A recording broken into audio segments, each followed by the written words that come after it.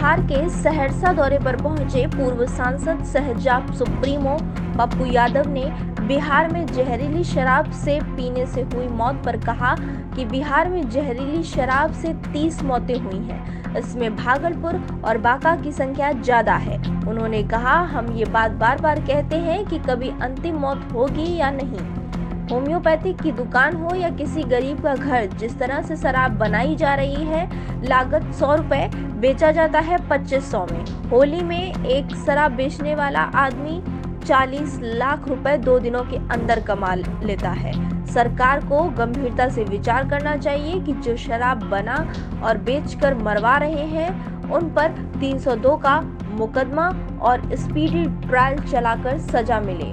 दूसरी, जहरीली शराब बेचने वाले कोई भी हों, 302 का मुकदमा एक्ट सरकार को लाना चाहिए। मधेपुरा के मुरलीगंज में लगभग 19 लोग जहरीली शराब से भर्ती हुए, जिसमें 3 लोगों की मौत हो गई, 2 लोगों की आंखों की रोशनी चली गई। उसी तरह 19 लोगों की मौत भागलपुर में हुई, 13 लोगों की बांका में हुई। 30 से अधिक लोगों की जहरीली शराब से मौत हो गई। सरकार बताए कि शराब से मरने वाले लोगों का अंतिम दिन कब होगा। बिहार में अगर शराब ही एक मुद्दा है तो ये अंतिम तिथि तय करे कि बिहार में शराब नहीं मिलेगी या एक भी आदमी शराब पीने वाले नहीं मिलेंगे। देखिए, एक मजमून दी गई है सारे विधायक को कि हम एक नया अमेंडमेंट करेंगे। अब सरकार उसमें क्या अमेंडमेंट करेगी मुझे नहीं अभी जानकारी है, लेकिन हम सरकार से आग्रह करेंगे कि यदि आप रायशुमारी नहीं करा सकते बिहार के जनता से, तो कम से कम जनप्रतिनिधि, वार्ड सदस्य लेके मुखिया, जिला परिषद समिति, सरपंच, ब्लॉक प्रमुख, एमएलए, एमपी और विधान परिषद से आप रायशुमारी करवा लीजिए कि शराब में किस तरह की बंदी को हम करें। हम चाहते हैं कि जो जनप्रतिनिधि को चयन किया है जनता, वो उसकी आवाज है। आप 14.5 करोड़ जनता की यदि रायशुमारी नहीं हो सकती तो चयन करने वाला जो वार्ड सदस्य लेके समिति, जिला परिषद से मुखिया, सरपंच से एमएलए, एमपी, आप उनकी राय पूछ लीजिए, या तो सहमत या तो बहुमत। जो बहुमत और सहमत के आधार पर राय आवे, सरकार को वही लागू करना चाहिए। आत्ममुक्त नहीं बनना चाहिए पप्पू यादव को या इस देश के किसी भी नेता को। स्वयंभू भगवान बनने की जरूरत नहीं है। और हमने जो कह दिया वही सही। किसान का कानून वापस हो सकता है, तो फिर ये जिद किस बात का? क्या कानून में संशोधन नहीं हो सकता? इस बिहार को बचाने के लिए जनप्रतिनिधि की रायशुमारी जरूरी है और एक नए कानून के को रिफॉर्म करने की जरूरत है।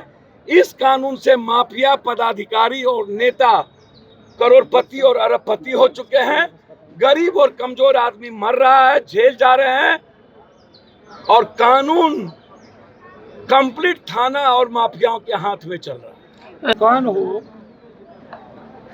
या कोई गरीबों का घर, जिस तरीके से शराब बनाया जा रहा है, लागत 100, बेचा जाता है 2500 में।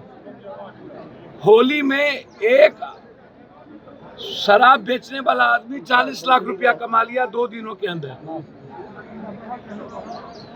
अब सरकार को यह गंभीरता से विचार करनी चाहिए कि जो शराब बना रहे हैं और जो शराब बेच करके मरवा रहे हैं, उन पर 302 का मुकदमा और स्पीडी ट्रायल करके सजा। एक, जहरीली शराब बेचने वाले चाहे कोई भी हो, 302 का मुकदमा एक्ट सरकार को लाना चाहिए। मुरलीगंज में लगभग 19 लोग जहरीली शराब से भर्ती हुए, जिसमें 3 लोग मर गए, 2 लोगों की आंखें चली गई। उसी तरह 19 लोग लगभग डेथ कर गए भागलपुर में, 13 लोग बांका में। 30 से ऊपर जहरीली शराब से मौत हुई है। सरकार ये बताए कि शराब से मरने वाले लोगों का अंतिम दिन कब होगा। और बिहार में यदि आप शराब ही एक मुद्दा है तो यह अंतिम तिथि तय करें कि शराब किस दिन से बिहार में नहीं मिलेगी और एक भी आदमी शराब पीने वाले नहीं मिलेंगे और आप जेल नहीं भेजेंगे। आपने कहा शराब पीने वाले को बेल मिल जाएगी, अभी तक कोई भी पुलिस कप्तान और थाना उसे बेल नहीं देती है, जेल भेज देता है। और जेल भेजने के पीछे उसके पीछे मंशा सिर्फ पैसा कमाना होता है। कंप्लीट थाना प्रभारी पैसा लेकर के लेन देन करके छोड़ता है, नहीं होता है तो गरीब को जेल भेज देता है। तीसरा, शराब में मरने वालों की संख्या 90% दलित और गरीब ही क्यों होता है।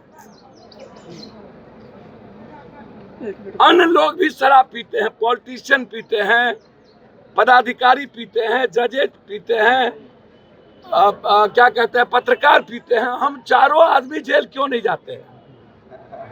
सिर्फ दलित गरीब ही जेल क्यों जाता है?